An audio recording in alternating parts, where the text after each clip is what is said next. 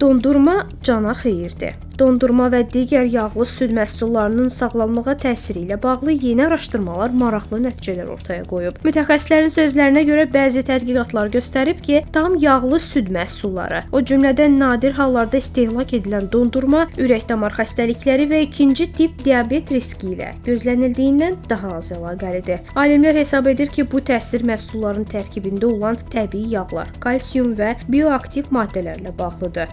Bu komponentlər bəzi hallarda xolesterin səviyyəsinin daha balanslı qalmasına və orqanizmin insulinə reaksiyasının yaxşılaşmasına kömək edir. Lakin bu o demək deyil ki, çox sayda dondurma yemək təhlükəsizdir. Əsas məsələ balanslı qidalanma və ölçülü istehlakdır. Dondurma kimi şirniyyatlar yalnız nadir hallarda və sağlam rasionun bir hissəsi kimi qəbul edilməlidir. Həkimlər qeyd edib ki, sağlam həyat tərzi sərt qadağalar üzərində deyil, düzgün seçimlər və davamlı balans üzərində qurulmalıdır.